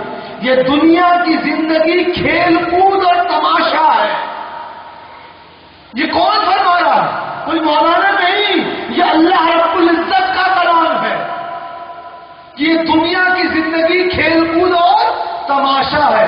امام راغب اصفہانی المفردات میں فرماتے ہیں کہ یہ جو کھیل کود اور تماشا کہا گیا اس کی بہت سی وجہ ہے. ایک وجہ یہ ہے کہ دنیا میں جس طرح کم عقل لوگ جن کو زندگی میں کوئی مقصد نہیں وہ کھیل کود اور تماشوں میں کھڑے رہتے ہیں, اسی طرح اس دنیا سے دل وہ لوگ لگاتے ہیں جن کا زندگی میں کوئی مقصد نہیں, جن کو آخرت کی فکر نہیں. امام نسائی اپنی سنن میں حدیث نقل فرماتے ہیں 270-80 ہجری کے آس پاس صحیح سند سے, حضور راستے سے جا رہے ہیں, مرا ہوا بکری کا بچہ بڑا ہے. حضور نے پوچھا صحابہ سے کہ اس کے مالک نے اس کو کیوں پھینک دیا, اور ایک مطلب یہ ہے کہ اس کا کان کٹا ہوا تھا. تو صحابہ نے عرض کیا اللہ اور اس کا رسول بہتر جانے. حضور نے فرمایا, غور سنیے, اس مرے ہوئے بکری کے بچے کی اس کے مالک کے نزدیک کوئی قیمت نہیں تھی, اس لیے اس کو پھینک دیا. آگے حضور نے کیا فرمایا, جتنا اس مرے ہوئے بکری کی بچے کی اس کے مالک کے نزدیک قیمت تھی, یعنی کوئی قیمت نہیں, اس سے بھی کم کر اللہ کے نزدیک دنیا کی حیثیت. لیکن اس دنیا کو حاصل کرنے کے لیے ہم کیا کیا نہیں کر رہے ہیں. جھوٹ ہم بول رہے ہیں, نمازیں ہم چھوڑ رہے ہیں, چغلی ہم کر رہے ہیں, ہمارے نوجوان بچے گندی فلمیں دیکھ رہے ہیں, لڑکیوں کو چھیڑ رہے ہیں. ہم ماڈرن کہلائیں گے. کاہے کے ماڈرن بھائی؟ مجھ سے زیادہ ماڈرن بن جائیں گے. 60 ملک کا دورہ کیا, NRI کا 7 سال. ماڈرنٹی کی ڈیفینیشن کیا ہے آپ کی؟ تعلیم نہیں, ڈبل PhD ہے آپ کے پاس, تو سنگل PhD نہیں. تو کس مغالطے میں اپنے آپ کو ماڈرن کہہ رہے ہیں؟ کیا داڑھی چھین لینے سے ماڈرن ہو جاتے ہیں, یا کم کپڑا پہننے سے ماڈرن ہو جاتے ہیں؟ تو جو جنگل میں جانور ہیں وہ زیادہ ماڈرن ہے کیونکہ ننگے رہتے ہیں. ہم نے دنیا کی چاہ کے لیے دین کو برائے طاق رکھ دیا. بڑے دکھ کی بات. آج دنیا کیا کہہ رہی ہے؟ میں آپ کو مثال دوں. ایک قرآن مجید پڑھتے ہوں گے نا, وَهُوَ السَّمِيعُ الْبَصِيرُ. اللہ تعالیٰ کے متعلق وہی سنتا ہے اور وہی دیکھتا ہے. یہ قرآن مجید میں. آج غور سنیے سائنس کے اسٹوڈنٹ, آج سائنس کہہ رہی ہے کہ ماں کے پیٹ میں جب بچہ ہوتا ہے تو اس کے میں پہلے سننے کی طاقت آتی ہے, بعد میں دیکھنے کی طاقت آتی ہے. قرآن مجید میں جہاں اللہ تعالیٰ نے بچے کے پیدائش کا ذکر کیا ہے, ماں کے پیٹ میں لوتھڑے کا ذکر کیا ہے, وہاں اسی ترتیب کو ہر جگہ رکھا ہے جو آج سائنس بتا رہی ہے. ہمارے اسکول جانے والے بچوں نے بگ بینگ تھیوری پڑھی ہے. کوئی سائنس کا اسٹوڈنٹ ہے؟ اب کسی کا ہاتھ نہیں بلند ہوگا. What is big bang theory? کوئی نہیں جاننے والا. میں نے انٹرنیٹ پہ پڑھا بھائی, یہاں تو ہے کہ 66% لوگ لٹریٹ ہیں چرمری میں, اسکول کے بچے نہیں آئے. What is big bang theory? In the beginning there was a condensed mass of gas and a big explosion took place and this is how universe was formed. Science کہتی ہے کہ دنیا کے شروع میں گیس کا بہت بڑا غبار تھا, اس میں ایک بہت بڑا دھماکہ ہوا اور اس سے یہ دنیا وجود میں آئی. اس کو سائنس والے بگ بینگ تھیوری کہتے ہیں. 1450 سال پہلے قرآن میں یہ بات موجود ہے کہ کائنات جو تخلیق میں اللہ لایا پہلے بہت بڑا. کیوں؟ کیونکہ یہ دنیا اپنے آپ وجود میں نہیں آئی ہے, اس کو وجود میں لانے والا طاقت وہ ذات اللہ تبارک و تعالیٰ کی ذات. آج سائنس کہہ رہی ہے کہ ماں کا دودھ بچے کے لیے سب سے مفید. 1450 سال پہلے حضور نے فرما دیا بچے کے لیے بہترین خوراک ماں کی دودھ. کس کو مانیں گے؟ سائنس کو بھی نہیں مانیں گے. جو اپنے آپ کو پڑھا لکھا کہتے ہیں تو یاد رکھیے یہ ہو ہی نہیں سکتا. میں تھوڑا اور بتا دوں کیونکہ سائنس کی بات ہے, ایک نقطہ اور دے کے آگے چلیں. ایک theory of Newton's law of motion ہے. A body at rest remains at rest and a body in motion remains in motion unless compelled by an external force. Newton بہت بڑا سائنسداں گزرا ہے, کہتا ہے کہ کوئی بھی چیز اگر حرکت کر رہی ہے تو وہ حرکت ہی میں رہے گی, اور اگر کوئی چیز اپنی جگہ پر مقیم ہے تو مقیم ہی رہے گی جب تک کہ ایک باہری طاقت آ کر اس میں کوئی تبدیلی نہ پیدا کرے. ہم نے سائنس سے پوچھا, کیونکہ سائنس کا اسٹوڈنٹ ہوں, یہ بتاؤ کہ جو شروع میں ایک بہت بڑا گیس کا غبار تھا جس میں دھماکہ ہوا اور دنیا وجود میں آئی, اس گیس کے غبار کو کس نے پیدا کیا؟ کیونکہ آپ سائنس والے ہی کہہ رہے ہیں کہ کوئی بھی چیز اپنے آپ وجود میں نہیں آ سکتی. تو کہا وہ کوئی طاقت ہوگی. ہم نے کہا ہم اسی طاقت کے بنانے والے کو اللہ کہتے ہیں. تو اگر آپ سائنس بولیں گے ہم سائنس سے بتائیں گے, آپ تاریخ بولیں گے ہم تاریخ سے بتائیں گے, آپ سماجیات بولیں گے ہم سماجیات سے بتائیں گے. لیکن ہم بتا ہی تو سکتے ہیں, عمل تو آپ کو کرنا ہے. دنیا سے اتنی محبت کہ دین کو بالائے طاق رکھ دیا. اللہ کے رسول صلی اللہ تعالی علیہ وآلہ وسلم نے بخاری شریف کی حدیث, امام بخاری آپ کو معلوم ہے 252 ہجری, فرمایا قیامت کے نزدیک ایک ایسا وقت آئے گا جب مسلمانوں کے وسائل، ریسورسز، اور شدھ ہندی میں بولوں تو سنسادھن کو اسلام کے دشمن آپس میں ایسے بانٹیں گے جیسے لوگ دسترخوان پر، کھانے کے دسترخوان پر آپس میں کھانا بانٹتے ہیں کہ نہیں؟ ارے حضرت بڑی اچھی بوٹی، آپ لیجئے آپ لیجئے. تو صحابہ نے پوچھا یا رسول اللہ صلی اللہ تعالی علیہ وآلہ وسلم، ہماری یہ حالت کیوں ہو جائے گی؟ کیا ہماری تعداد تھوڑی سی ہو جائے گی؟ ہمارے دشمن ہم پر غالب کیوں ہو جائیں گے؟ ہمارا عزت اور وقار کیوں گھٹ جائے گا؟ کیا ہم لوگ تھوڑے ہو جائیں گے؟ حضور نے فرمایا نہیں، تمہاری تعداد اتنی ہوگی جتنا سمندر میں جھاگ، یعنی بہت ہوگے. صحابہ نے پوچھا یا رسول اللہ پھر ہم ذلیل اور رسوا کیوں ہوں گے؟ فرمایا 2 وجہ. پہلی، تمہارے دل میں دنیا کی محبت آ جائے گی. دوسری، تم موت سے نفرت کرنے لگو. آج موت کا ڈر نہیں ہے. ہر آدمی سوچے 24 گھنٹے میں ہم کتنے بار موت کو یاد کرتے ہیں. تو اس جلسے میں آئے ہیں تو یہ پیغام بس لے کر جائیں. ختم نہیں ہوئی تقریر، وقفہ ہے کہ ہم یہاں سے جائیں گے تو اپنے بچوں کو اور اپنے گھر میں شریعت کی پابندی لائیں. پوری دنیا سجدہ کرے، اللہ کی ربوبیت میں کوئی فرق نہیں آئے گا. وہ اللہ تھا اور رہے گا. اور پوری دنیا نہ کرے، کوئی فرق نہیں آئے گا. ہم اس کے محتاج ہیں، ہم کو عبادت کرنی ہے. ورنہ اللہ تعالیٰ قوموں کو ذلیل بھی کرتا ہے. ایسا نہیں کہ زلزلہ صرف ہندوستان کے باہر آتا ہے. زلزلہ کہیں بھی آ سکتا ہے، کہیں کے لوگ برباد ہو سکتے ہیں. ایک بات ضرور شریف پڑھ لیجیے.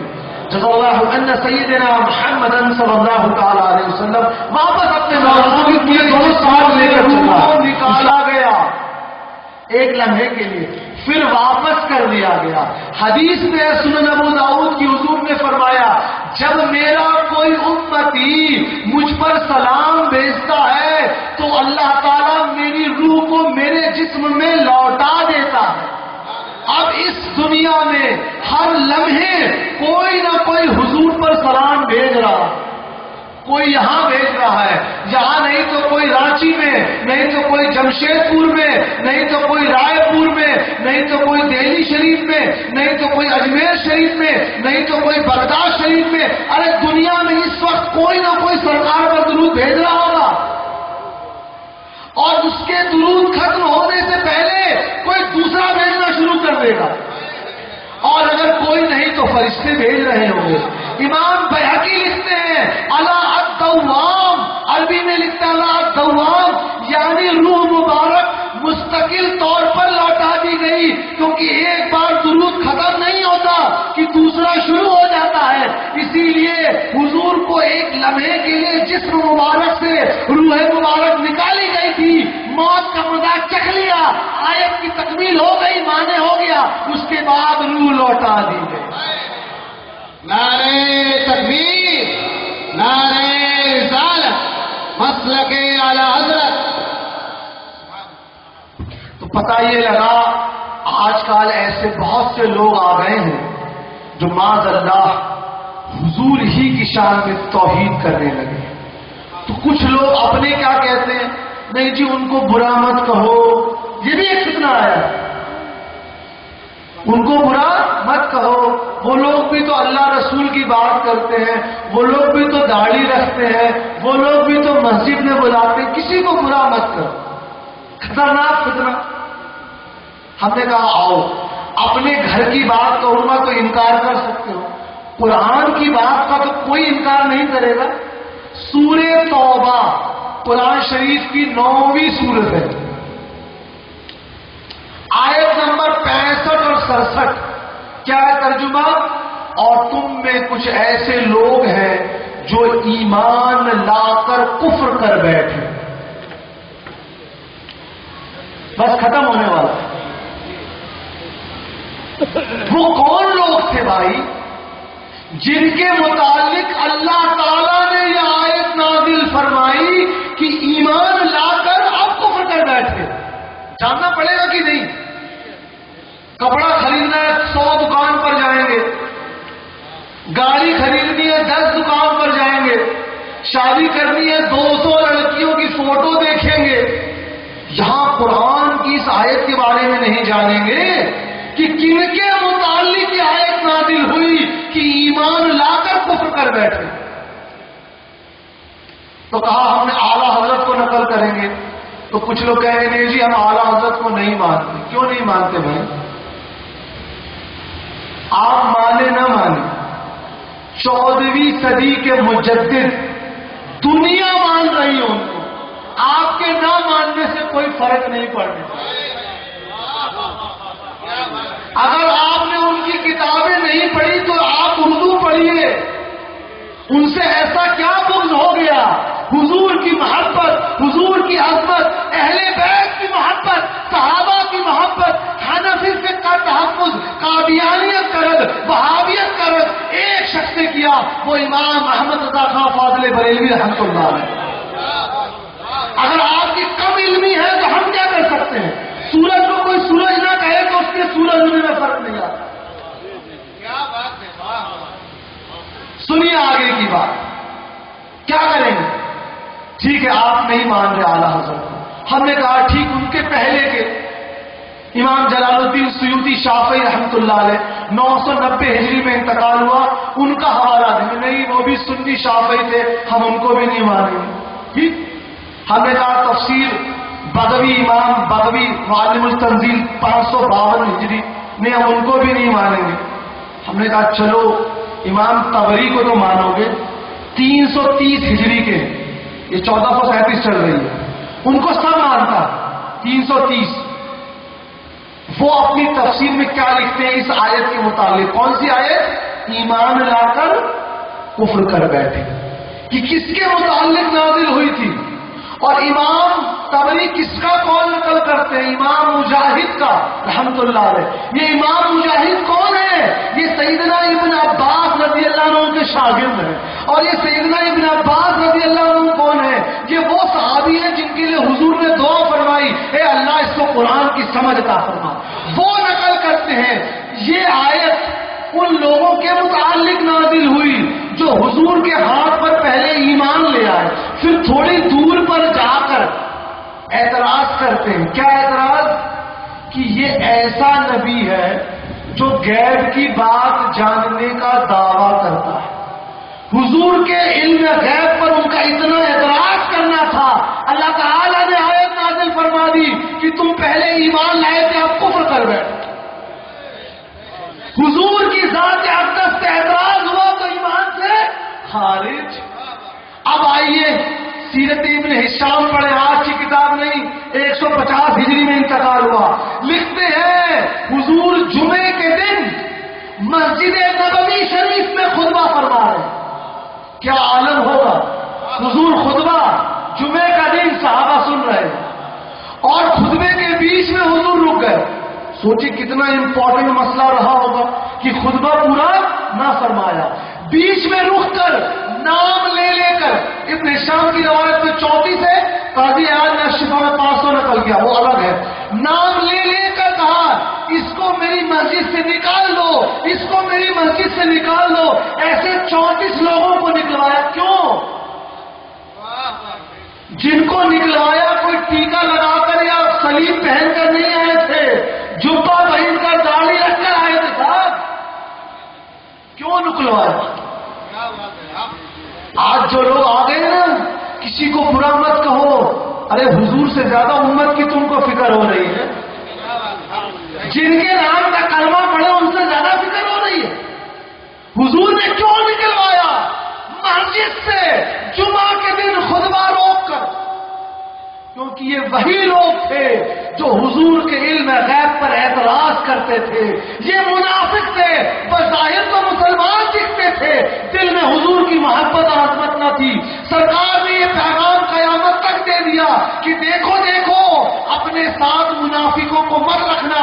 جس طرح ایک اچھے سیب کے بغل میں ایک سڑا سیب آ جاتا ہے تو وہ سیب بگڑ جاتا ہے، اسی طرح منافق کے ساتھ رہو گے تو تم پر اثر پڑے گا. ان کو نکال دو. کسی کو برا مت بولو. تو جاؤ قادیانی یہ اپنے مرضی سے کہاں سے اصول بنا لیا صاحب؟ یاد رکھیے اصل ایمان کیا ہے؟ وقت ہو رہا ہے، حضور کی محبت ایمان ہے. یاد رکھیے، بس تقریر ختم کر رہا ہوں میں. حضور کی محبت ہی ایمان ہے. سن لیجئے کیسے. بخاری شریف کی حدیث، حضرت عمر اور حضور راستے میں ہے. حضرت عمر نے عرض کیا، یا رسول اللہ صلی اللہ علیہ وآلہ وسلم، میں آپ کو اپنے ماں باپ، اپنی جائیداد، بیوی بچوں سب سے زیادہ محبت کرتا ہوں، لیکن اپنی جان سے زیادہ محبت نہیں کرتا. حضور نے کیا فرمایا؟ اے عمر، تم ابھی تک کامل مومن نہیں ہوئے ہو. اب غور کیجئے، جب حضرت عمر نے یہ بات کہی اس وقت وہ نماز پڑھا کرتے تھے کہ نہیں پڑھتے تھے؟ پڑھتے تھے. زکات بھی دیتے تھے، قرآن شریف کی تلاوت بھی کرتے تھے، یہ سارے اعمال کرتے تھے نا. اس کے باوجود حضور فرما رہے کہ اے عمر، تم اب تک مومن، کامل مومن نہیں ہوئے ہو. اگر اعمال کا تعلق کامل مومن ہونے سے ہوتا تو حضرت عمر سے زیادہ ہم قرآن نہیں پڑھ سکتے. صحیح ہے نا؟ جیسے ہی حضور نے توجہ فرمائی، حضرت عمر نے عرض کیا، یا رسول اللہ صلی اللہ علیہ وآلہ وسلم، اب میں آپ کو اپنی جان سے زیادہ محبت کرتا ہوں. حضور نے فرمایا، اے عمر، اب تم کامل مومن ہوئے ہو. تو یاد رکھیے، آپ کی عبادت تبھی قبول ہے، آپ کے روزے، نماز، زکات تبھی قبول ہے جب آپ اپنے دل اور جان سے زیادہ سرکار سے محبت کریں. یہ بتا دوں، کیونکہ حضرت عمر سے زیادہ کوئی عبادت نہیں کر سکتا، لیکن عبادت صرف کام نہ آئی. میں آگے بات بتا کے تقریر کو ختم کروں. نماز پڑھتے ہیں نا سب لوگ، نماز میں چہرہ کس طرف ہوتا؟ کعبے کی طرف. کسی بھی مفتی سے پوچھ لیجئے، اگر آپ کا سینہ کعبے شریف سے دائیں یا بائیں ہو گیا، آپ کی نماز جاتی رہی. آپ کا سینہ جو ہے صدر، یہ یوں ہو گیا یا یوں ہو گیا، آپ کی نماز جاتی رہی. کسی بھی مفتی سے پوچھ لیجئے، چاہے سنی ہو، چاہے دیوبندی ہو، چاہے وہابی ہو. اب بخاری شریف کی حدیث سنیے. حضور کی طبیعت شریف علیل ہے. حضرت ابوبکر صدیق رضی اللہ عنہ نماز کی امامت فرما رہے ہیں، پیچھے صحابہ کرام ہیں. ٹھیک،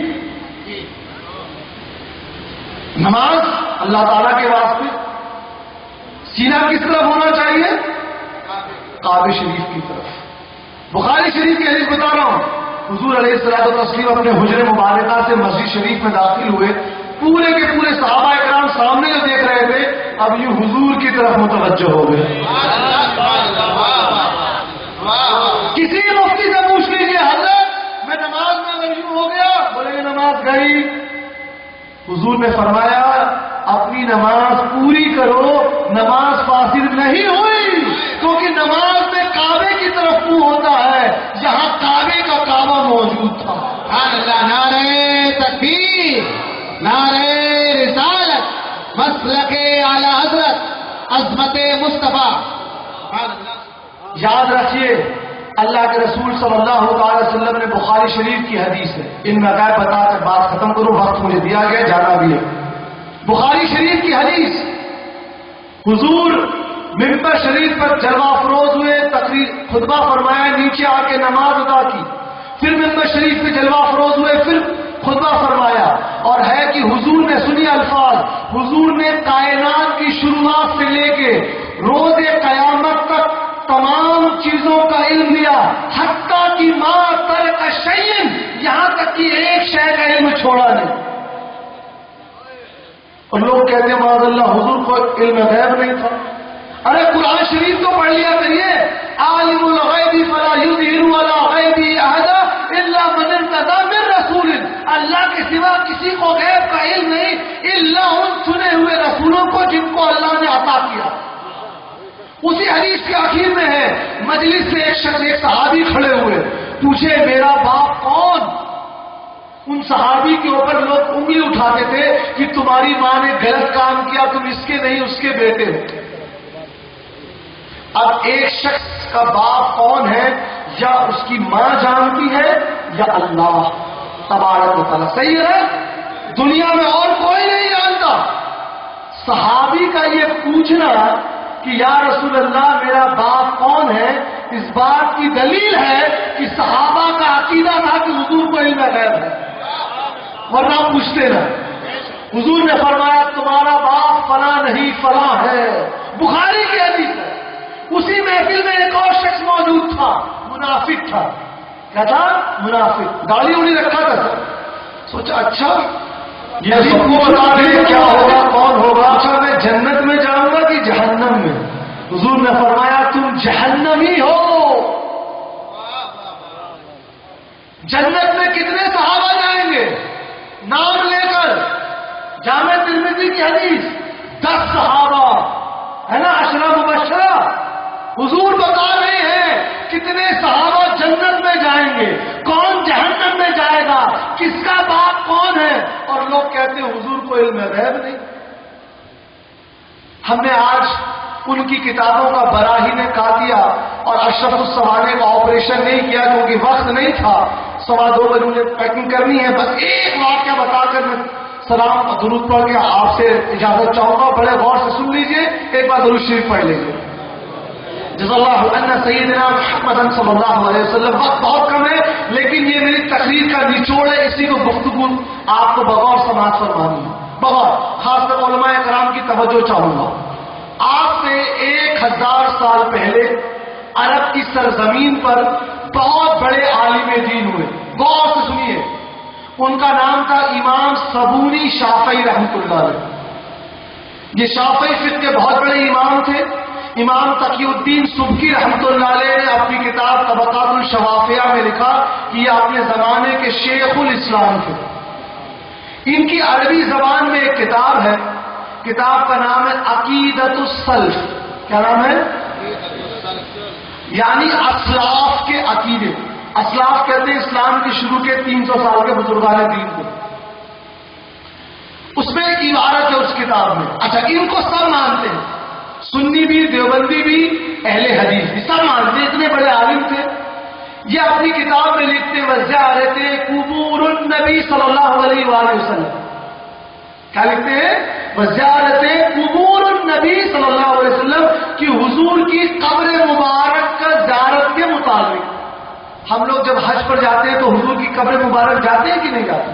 حضور نے فرمایا قال رسول اللہ صلی اللہ علیہ وسلم من زار قبری وجبت لہ شفاعتی، رواہ امام دارقطنی۔ حضور نے فرمایا جس نے میرے قبر کی زیارت کی میری شفاعت اس پر واجب ہوئی۔ ٹھیک، 330 امام دارقطنی۔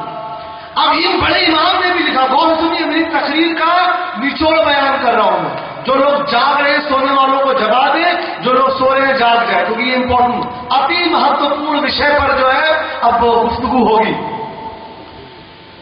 تو اب یہ لوگ پریشان، کیا 1000 سال پہلے بھی لوگوں کا یہ عقیدہ تھا کہ حضور کی قبر مبارک پر جانا چاہیے، ہمارا بھی یہ عقیدہ ہے۔ ان لوگوں نے کیا کیا، اس کتاب کو واپس چھاپا اور اس میں لفظ جو تھا زیارت قبور النبی صلی اللہ علیہ وسلم، لفظ قبر کو نکال دیا، اس کی جگہ کر دیا مسجد۔ اب نئی نسخے میں ہے بزیارت مسجد النبی صلی اللہ علیہ وآلہ وسلم کہ حضور کے مسجد میں جانا چاہیے۔ لیکن چوری کبھی چھپتی ہے؟ پولیس آفیسر جو ہوتا ہے چور کو پکڑ لیتا ہے کہ نہیں؟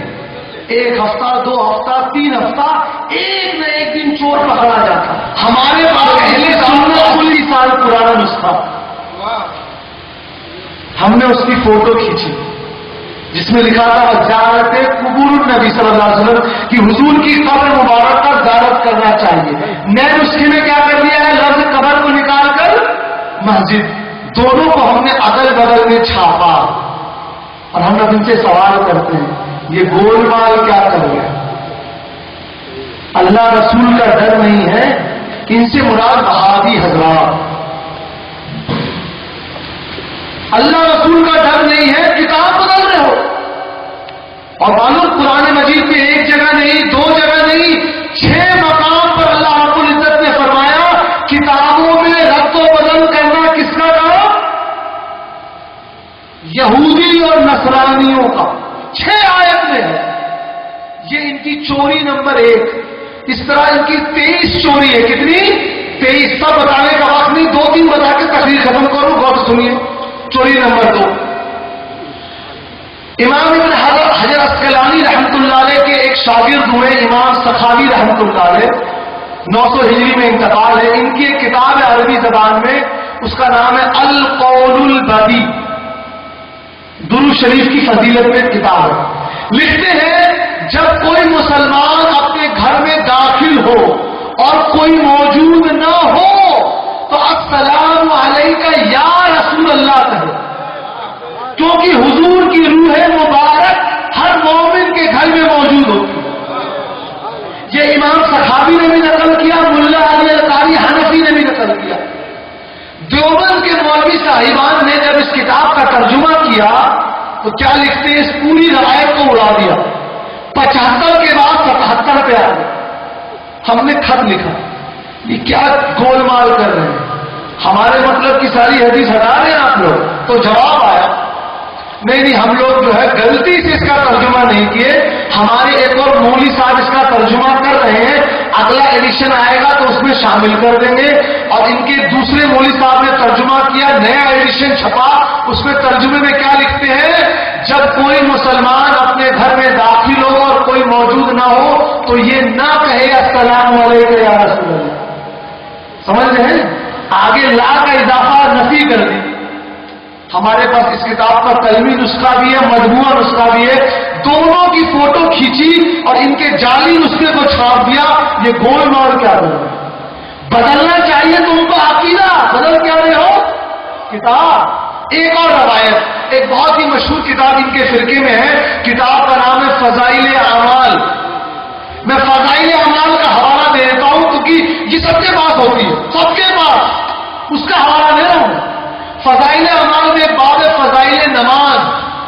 اس کے بعد میں آخر میں زکریا کاندھلوی صاحب لکھتے ہیں آخری گزارش، عنوان لکھتے ہیں آخری گزارش. لکھتے ہیں نماز کا معظم ذکر ہے، اگر کرت، جو ہم لوگ کرت کرتے ہیں نماز میں سورے پڑھتے ہیں، لکھتے ہیں اگر یہ غفلت کی حالت میں کی جائے تو یہ کرت نہیں ہے، ایسی ہے جیسی بخار کی حالت میں لوگ ہذیان اور بکواس کرتے ہیں.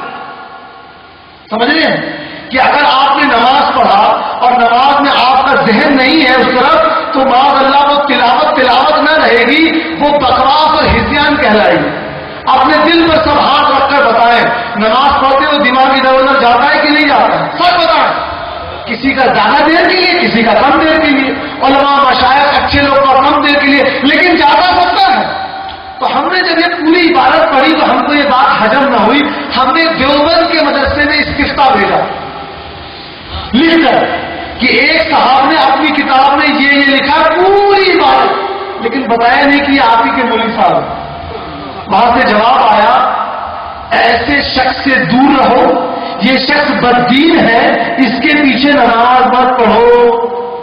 جب جواب آ گیا ہم نے واپس خط بھیجا کہ یہ تو آپ ہی کے مولوی صاحب ہیں.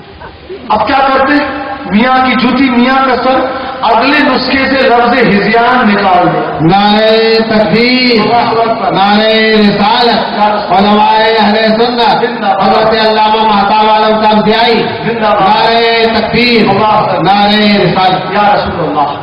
ماشاء اللہ. تو اپنی نئے نسخے سے فضائل اعمال سے نکال دیا. ہم نے اوریجنل فضائل اعمال کی فوٹو کھینچی، تحریف شدہ کی فوٹو کھینچی، جو فتویٰ آیا تھا اس کی بھی فوٹو کھینچ کے چھاپ دی. یہ گول مال کیا کر رہے؟ بدلنا چاہیے تھا اپنا عقیدہ، بدل رہے ہو کتاب. حضرت تشریف لے آئے ہیں، میرے جانے کا وقت ہو گیا. اتنی دیر سے میں نے بیان کیا، ایک سوال کر کے جا رہا ہوں، یہ لوگ یہ کیوں کر رہے ہیں؟ یہ کتاب میں جو رد و بدل یہ لوگ کیوں کر رہے ہیں؟ بتائیے، جلدی بتائیے، 2 منٹ ہے میرے پاس. کیوں کر رہے ہیں جلدی بتائیے. آج 40-50 سال کے جتنے لوگ ہیں الحمدللہ سب کے سب سنی ہیں. ان کی جو پوری نظر ہے آنے والی نسلوں پر، چونکہ آنے والی نسل کتاب آج کی پڑھے گی، پرانے زمانے کی نہیں. اگلی نسل کو ٹناٹن وہابی بنانے کے لیے کتاب بدلی جا رہی ہے تاکہ یہ لوگ کتاب بدلے. ہم نے جو بات کہی سب ہم نے کتاب میں چھاپ دیا ہے. کتاب مل رہی ہے, آپ لوگ لے سکتے ہیں علماء سے رابطہ کر کے. کتاب میری ہے تحریفات. نام کیا ہے کتاب کا؟ تحریفات. اردو میں, انگلش میں فیبریکیشن نام سے. اسی طرح امام اعظم ابو حنیفہ اور علم حدیث بھی ہماری کتاب ہے. تعویذ جائز ہے ناجائز بھی ہماری کتاب ہے. آپ کے علاقے میں ایک بیماری نہیں آئی اس لیے میں ذکر نہیں کیا ہے. یہ جو انگلی ہلا کے لوگ نماز پڑھتے ہیں تشہد میں, دیکھا ہوگا, ابھی آئی نہیں ہے بیماری, اسے انگلی ہلاتے رہتے ہیں, یوں پاؤں پھیلا کر نماز پڑھتے ہیں. ان سب کے اوپر ہماری کتاب ہے. میرا جو آخری پیغام ہے آپ کے علاقے میں, اپنے گھر میں شریعت کو نافذ کیجیے. ماں باپ اگر یہ سوچے کہ ہم دنیا کا حاصل کریں گے ہمارا بیٹا یا بیٹی تہجد گزار ہو جائے گا, نہیں. آپ اپنے گھر میں خود بھی نماز پڑھیے, بچے بیٹیوں کو پڑھائیے, ورنہ ممکن نہیں ہے. ایک دن مولانا کے پاس, حضرت ہماری بیٹی نے لو میرج کر لی. ارے جب بیٹی گھنٹوں گھنٹوں فون پہ چٹیاتی تھی تب نہیں غور کیا؟ تو اپنے بچے بچیوں پہ نظر رکھیے, اللہ تعالیٰ قیامت کے دن حساب لے گا. اعمال ٹھیک کیجیے اور اس سے پہلے عقیدہ اہل سنت و جماعت پہ قائم رکھیے. اور ہندوستان میں اہل سنت و جماعت کی پہچان کیا ہے؟ جو لوگ غریب نواز, غوث العظم, شاہ بہاؤدین نقشبند, شہاب الدین سہروردی, شاہ ولی اللہ محدث دہلوی, شاہ عبدالعزیز محدث دہلوی, شاہ محدث کی چھوچوی, شاہ فضل رسول بدایونی, امام احمد رضا خان فاضل بریلوی رحیم اللہ اجمعین, جو ان سب کو مانتا ہے, جو عرس اور نیاز اور فاتحہ کرتا ہے, جو یا رسول اللہ کہتا ہے, وہی اہل سنت و جماعت ہے. اپنے بچوں کو انہی سے جوڑیے, انہی علماء کی کتاب پڑھیے. وجزا اللہ عنا سیدنا محمد صلی اللہ علیہ وسلم. السلام علیکم ورحمۃ